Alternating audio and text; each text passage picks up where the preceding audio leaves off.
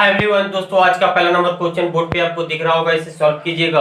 आप देखिए क्वेश्चन पहले क्या कह रहा है। चार क्रमागत सम संख्या का औसत 27 है, तो इनमें से बड़ी संख्या का मान आपसे पूछा गया। ऑप्शन दे दिया गया इधर 40, 50, 30 और 20। देखिए इसे कैसे सॉल्व कीजिएगा।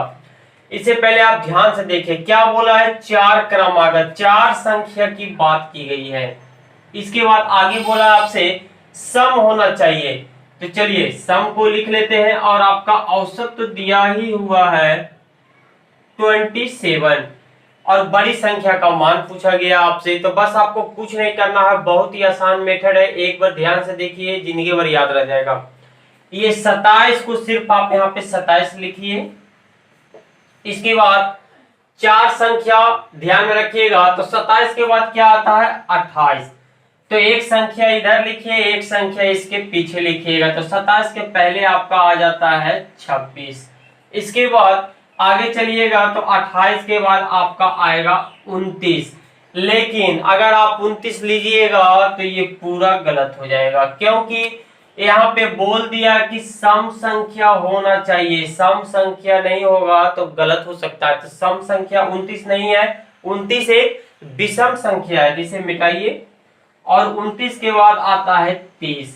तो 30 दोस्तों एक सम संख्या है, इसे हम ले सकते हैं। तो एक संख्या इधर लिखे, इसके बाद पीछे लिखेंगे, तो इसी तरह यहाँ 25 नहीं होगा, 24 होगा। अब देखिए चार संख्या बोला तो दो संख्या हम इधर लिखे, दो संख्या इधर लिखे, ये चार संख्या हो गई। यानी कि पहला नियम जो बोला ये ठीक है।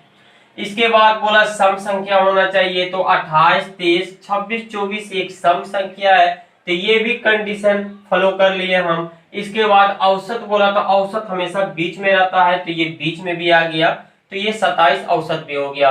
अब चलते हैं, पूछा क्या है, तो बड़ी संख्या बताए। तो इसमें साफ साफ आपको दिख रहा है 24, 26, 27, 28, 30 में सबसे बड़ी संख्या 30 है। इसका आंसर हो जाएगा सी नंबर।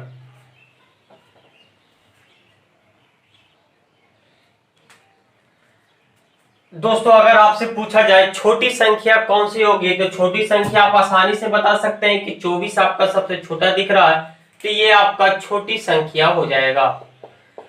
अगर आपसे बड़ी संख्या तथा छोटी संख्या का मान पूछेगा, तो आपको कुछ नहीं करना है। बड़ी संख्या आपको दिख रहा है 30, छोटी संख्या दिख रहा है 24, इसमें आप घटाइएगा तो ये 6 आपका फाइनल आंसर हो जाएगा। ये तीन टाइप का हो गया, बड़ी संख्या पूछेगा या फिर छोटी संख्या पूछेगा, या बड़ी संख्या या छोटी संख्या का अंतर पूछ सकता है, या फिर जोड़ भी पूछ सकता है। बड़ी संख्या या छोटी संख्या का योग क्या होगा, तो ये दोनों को जोड़ दीजिएगा तो योगफल निकल जाएगा। लेकिन ये चार की जगह ये संख्या चेंज भी हो सकती है, सम की जगह विषम कर सकता है, प्रकृत भी कर सकता है, ये भी चेंज कर सकता है। चलिए हम एक क्वेश्चन चेंज करके देखते हैं। अब की बार हम लोग सम की जगह प्रकृत कर देते हैं। प्रकृत नियम, प्रकृत दोस्तों आप जानते होंगे 1 2 3 लगातार जो चलता है उसे ही प्रकृत बोलते हैं। तो इसे पहले साफ कर लेते हैं, इसके बाद फिर उस टाइप को भी देख लेते हैं। चलिए यहाँ पे अब की सम को हटा के हम प्रकृत बना देते हैं, और यहाँ पे 4 की जगह अब की बार 6 कर दीजिए। चलिए 6 क्रमागत अगला क्वेश्चन बन गया। 6 क्रमागत प्रकृत संख्या का औसत 27 है। 27 को भी चेंज ही कर देते हैं, इसको आप 15 कर दीजिए या फिर 10 कर सकते हैं, जो भी करना है कीजिए। औसत आपका 15 हो गया, तो इनमें से बड़ी संख्या क्या होगा। ठीक उसी तरह से मेथड एकदम चेंज नहीं होगा दोस्तों। ये 15 है, तो ये 15 को पहले आप लिख लीजिए, और अब की बार 6 संख्या बोला है और बोला है प्रकृत। तो प्रकृत में सम विषम का कोई लफड़ा ही नहीं है दोस्तों। सम विषम से हमको कोई मतलब ही नहीं है, डायरेक्ट लगातार लिखाएगा। 15 है तो 15 के बाद आएगा 16, और 16 एक अंक इधर लिखे तो एक अंक इधर लिखिए, ताकि बैलेंस बनते चले। तो 15 का पहले आएगा 14, इसके बाद 14 के पहले आता है 13, फिर इधर चलेंगे तो 16 के बाद आएगा 17, 17 के बाद फिर होता है 18, और यहाँ 13 के पहले होता है 12। अब देखिए 6 संख्या पूरा के नहीं, तो 3 इधर आपका लिखा गया, 3 इधर लिखा गया। तो दोस्तों ये 6 संख्या हो गया, अब आगे नहीं चलना है। और औसत हमेशा बीच में होता है, तो ये बीच में भी हो गया, 3 इधर है 3 इधर है, ये बीच में आराम से बैठे हुए हैं। इसके बाद प्रकृत बोला, तो प्रकृत में क्या होता है, लगातार होता है, यानी कि 12 13 14 15 16 17 18, ये प्रकृत भी बन गया। तो बस ये आपका ये क्वेश्चन आंसर तैयार हो गया। बड़ी संख्या पूछा तो बड़ी संख्या 18 हो गया, छोटी संख्या अगर पूछेगा तो छोटी संख्या आपका 12 हो गया।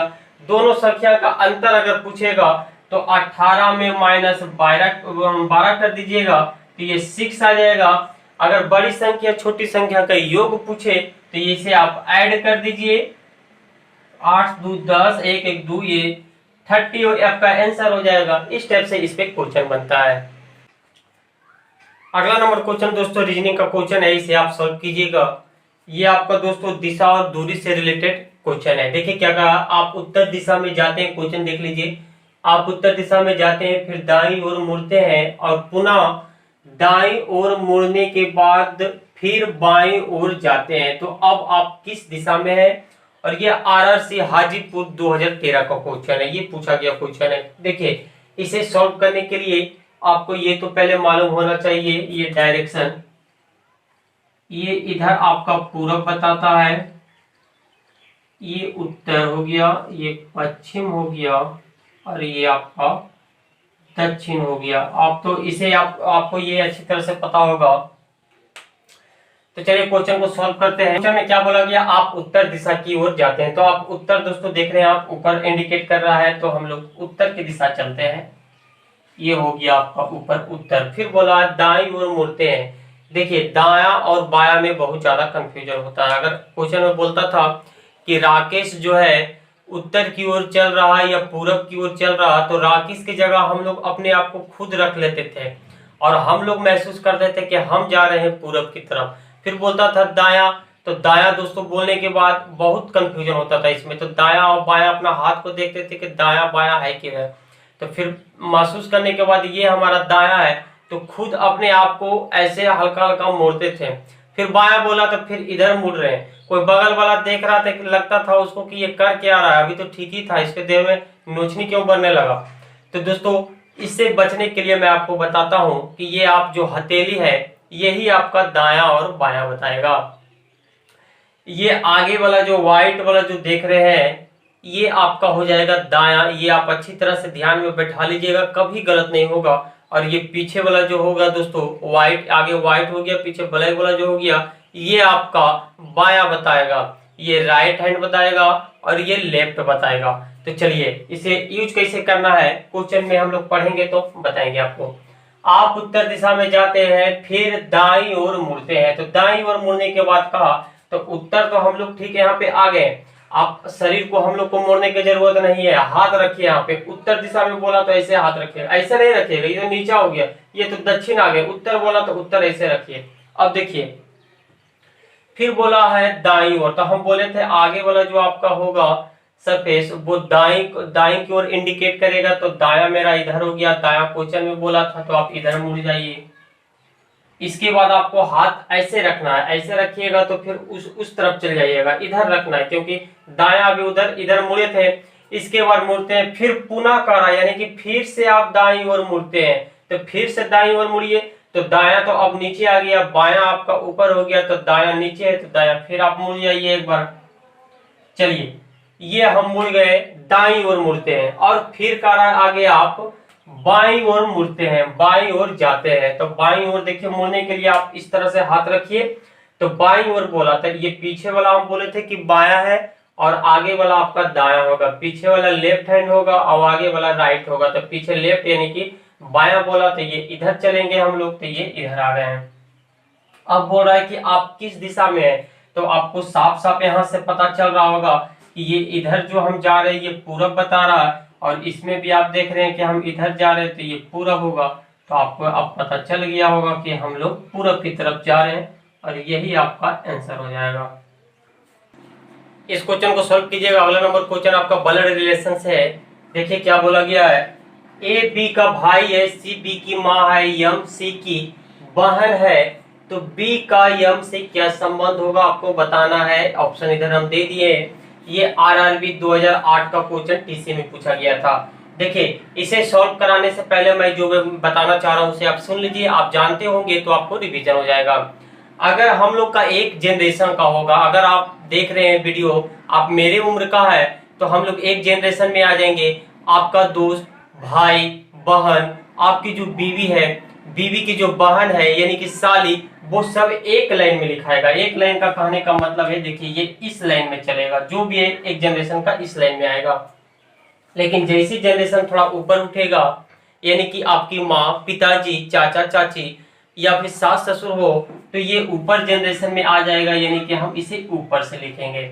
और जैसे आपका हो जाएगा बेटा, बेटी, भतीजा, जो भी हो, तो ये नीचे जनरेशन की आ जाएगा, क्योंकि ये आपसे छोटा हो जाता है। एक बात और आपको ध्यान में रखना है, स्त्री के लिए, फीमेल के लिए हम लोग माइनस से इंडिकेट करेंगे और पुरुष के लिए हम लोग प्लस से इंडिकेट करेंगे। अब चलिए दोस्तों क्वेश्चन सॉल्व करते हैं। अब देखिए आसानी से सॉल्व हो जाएगा। पहला नंबर क्या बोला गया, बी का भाई ए है, बी का भाई कौन है, तो ए है। तो चलिए लिख देते हैं, भाई की बात किया तो ये सामने लिखाएगा ए है। तो ये साफ साफ बता रहा है बी का भाई है, तो भाई एक लड़का ही होगा, तो लड़का के लिए प्लस से इंडिकेट कीजिएगा। लेकिन बी के बारे में क्लियर नहीं है, बहन भी हो सकता है, एक बहन का भी भाई होता और एक लड़का का भी भाई होता, तो इसके बारे में क्लियर नहीं हुआ तो इसे छोड़ दीजिए। आगे चलिए, बी की माँ जो है सी है, तो बी की माँ ये ऊपर जनरेशन में चल जाएगा। सी माँ की बात की गई है, यानी कि लेडीज ही होगा, तो ये माइनस होगा। आगे बोल रहा है, यहां से चलिएगा, यहां तक होने के बाद सी की जो बहन है, सी की जो बहन है कौन है, तो यम है। तो बहन की बात साफ साफ बोल दिया, तो बहन एक लेडीज ही होगा, तो यम है, तो इसे माइनस से इंडिकेट कर दीजिए। ये आपका डायग्राम बन गया।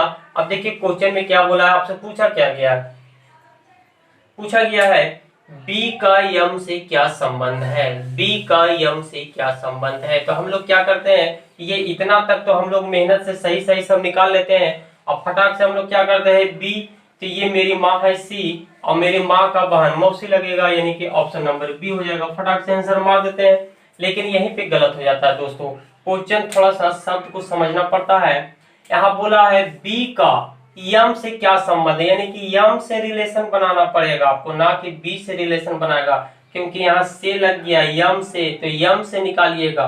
तो यम से हम लोग चेक करेंगे, तो यम का बहन कौन है, सी, और बहन का भाई सॉरी बेटा या बेटी कौन होगा, बहन बेटा बोलता है उसको, या फिर बहन बेटी बोलेगा।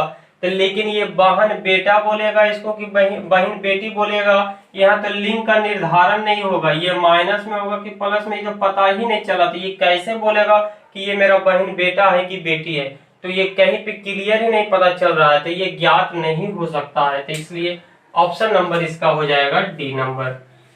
चलिए ध्यान से देखिएगा, ये फिर थोड़ा सा कंफ्यूजन हो रहा है यहाँ पे, यम से लग गया तो यम से रिलेशन निकालेंगे, ना कि बी से निकालिएगा।